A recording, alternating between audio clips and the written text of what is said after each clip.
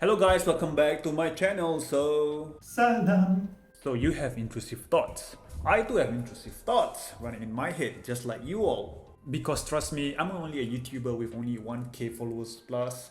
And nobody's gonna watch till the end of this video, so they ask you how you are, you just have to say that you're fine when you're not really fine, but you just can't get into it because they would never understand. So just like you, every day I have to deal with all these insecurities and worries running in my head, including all those anxieties. So some of the thoughts that I have that come into my head are just plain evil. But of course, I'm not gonna share with you guys the specifics, but I will definitely tell you one thing. I used to believe that people can see right through me. All these evil thoughts running in my head, they are bad, evil, deviant, sexual, creeping, whatever you want to say it.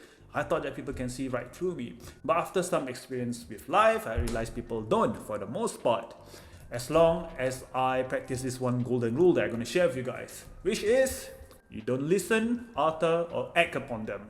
These three golden rules, which is lesson number 1. You don't listen, utter, or act upon your intrusive thoughts. And you're safe. People can't see right through you. Maybe a small fragment of people can see, but for the most part, people cannot see through what you're saying in your mind.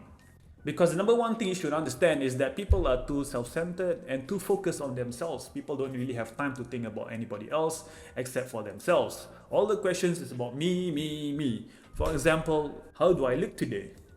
What should I eat later for lunch? Like, why has my cat not replied to my WhatsApp messages? And since everyone's about me, me, me, they too have intrusive thoughts they have to deal with. And you might not know, these people might have worse, debilitating, intrusive thoughts running in their heads, but you wouldn't know. Because they practice this golden rule that I share. They don't listen, they don't utter, and they don't act upon their intrusive thoughts. And please, please, please get this inside your head.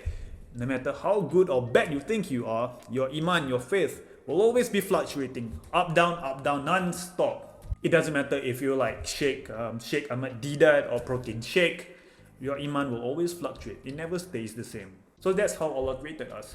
So the level of your intrusive thoughts are a reflection of where your iman is inside your heart. And of course, there are many ways to boost your iman, to somehow manage your intrusive thoughts. One suggestion which I personally experienced myself is to find good people that are close to Allah. Now, before I go into this any further, I just want to share something about my personal life that you might think that is stupid, but for some of us, we have slipped into this trap. So when I was young, I thought I was strong enough to be around people of Jahiliyyah. I thought the Jahiliyyah wouldn't get into me because I always thought of myself as a fighter. And I used to mix with people who would simply put God aside. I would mix around people who smoke, drink, shisha, not people who go to clubs and dancing, and of course I'll mix people, especially men, who likes to womanize. Even though I never committed any of those acts, I could feel inside of me that things are going south because the way I start to talk, the way I start to view the world, the way I start to behave actually changes for the worse. I was still around those people of Jahiliyyah, and slowly but surely I decided to leave those people behind. I decided to leave that world behind, and I came to this epic conclusion, which brings to my lesson number 3, is that no matter how high you think your level of iman is, you will never be able to fight the Jahiliyyah or maybe to withstand the forces of Jahiliyyah. They are always there trying to bring your goodness down. And realize the only way to withstand the forces of Jahiliyyah is to simply take a step away from them. Because the world of Jahiliyyah is like a black hole. It will surely suck away the goodness within you. And the shaitan is on it 24/7 of the week.